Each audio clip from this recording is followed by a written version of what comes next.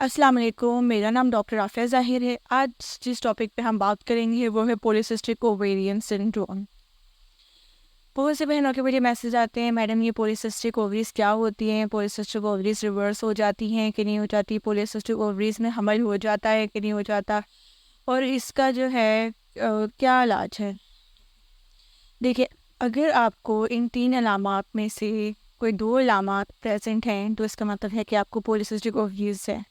Number 1, अगर आपको माहवारी की बेतरतीबी है, जैसा कि माहवारी जो है वो इरेगुलर होना, 2-2 3-3 महीने तक माहवारी का ना आना, और जब या इरेगुलर ब्लीडिंग, कभी भी दाग लग जाना, ठीक है। इसके अलावा जो है जिस तरह मर्दाना बाल होते हैं, चेहरे पे आ जाना, सर के बाल जो है वो उतरना शुरू हो जाना। तो और तीसरी, जब आप अल्ट्रासाउंड करवाती हैं तो अल्ट्रासाउंड पे पॉलीसिस्टिक ओवरीज आती हैं।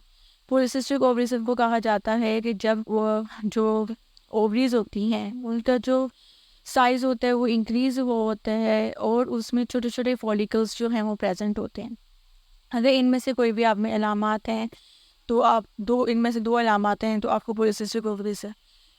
इसके वो पूछते हैं कि पॉलीसिस्टिक ओवरीज क्यों होता है। देखिए, ऐसा तो कोई चीज़ नहीं है जिसमें हम ये बता सकेंगे पॉलीसिस्टिक ओवरीज कोई एक ही चीज़ की वजह से होता है। इसके मल्टीफैक्टोरियल कॉजेज़ हैं, मतलब ये कुछ जेनेटिक्स है। अगर किसी फीमेल की मदर या सिस्टर के अंदर पॉलीसिस्टिक ओवरीज हैं तो चांसेस हैं कि उसके अंदर भी पॉलीसिस्टिक ओवरीज हो। इसके अलावा जो है कुछ माहौल के या स्ट्रेस के मुताबिक या स्ट्रेस की वजह से हो सकता है। इसके अलावा जो है वो हो सकता है अगर जिसका वेट गेन ज़्यादा है, जिसमें इंसुलिन इंसेंसिटिविटी है, कि इंसुलिन हार्मोन तो है लेकिन इंसुलिन हार्मोन जो है जब ज़्यादा हो जाता है वो अपनी जगह पे इस्तेमाल नहीं हो रहा होता, तो वो जिगर में से जो एक हार्मोन होता है जिसको हम सेक्स हार्मोन बाइंडिंग ग्लोबुलिन होता है, ठीक है, वो कहते हैं, जो मेल हार्मोन को फीमेल की बॉडी में पकड़ के रखता है। मतलब इसको इस उसकी जो है ना वो प्रोडक्शन जो है वो कम हो जाती है। जब उसकी प्रोडक्शन कम हो जाती है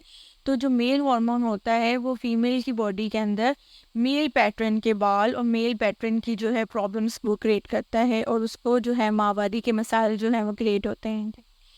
इसका जो है इलाज क्या है? इसका इलाज ये है कि आप जो है अगर आपका वेट ज़्यादा है तो आप अपने वेट को जो है वो कम करें, ठीक है। आप वर्जिश करें, आप फास्ट फूड और जो बेकरी के प्रोडक्ट्स होते हैं इनका इस्तेमाल कम से कम करें।